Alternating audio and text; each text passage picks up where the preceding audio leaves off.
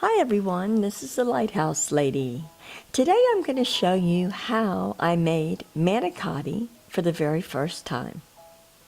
I also made some homemade meatballs to go with the meal.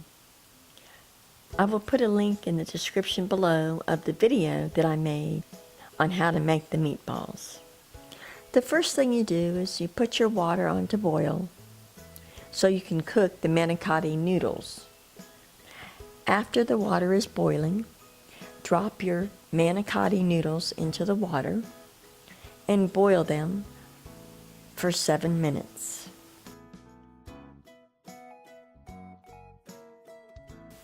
Drain them and then take the manicotti and lay it flat on a sheet, a cookie sheet or a pan, and set it aside. Next, you place the ricotta cheese in the bowl, and I purchased the ricotta that was part skim. Next, place half of the mozzarella in the bowl. This is where I made a mistake. I poured it all in there and forgot that you use half of the mozzarella to sprinkle on top. Next, you put in the grated Parmesan. I used 6 ounces. Mix all this together. I should have scrambled up an egg in the bowl and then poured it in the mixture to give the mixture more moisture. But this was my very first time and I was trying to do it from memory. I will try that the next time. I added the seasoning.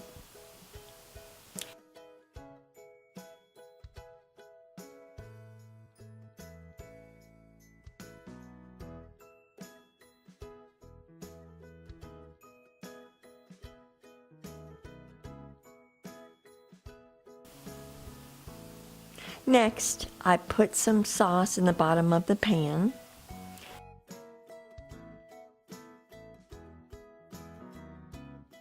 Using a disposable decorating bag, I filled the bag with the mixture, and then I filled each manicotti shell.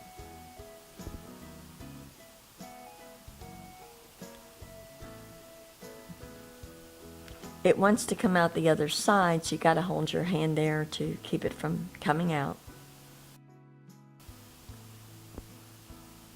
Place the filled shells into the baking pan. After all the shells are placed in the pan, put a layer of the marinara sauce on the top. The sauce that you use can be either homemade marinara sauce or purchased in a jar, whatever you prefer. Then sprinkle the remaining mozzarella cheese over the top of the manicotti. Since I made a mistake and used all the mozzarella in the mix, I sprinkled some Parmesan cheese on the top. Place it in the oven, 350 degrees, for about 40 minutes. Take it out and enjoy. Since there were 15 shells, I decided to place some of the extra leftover shells in freezer containers so that we will have meals in the future.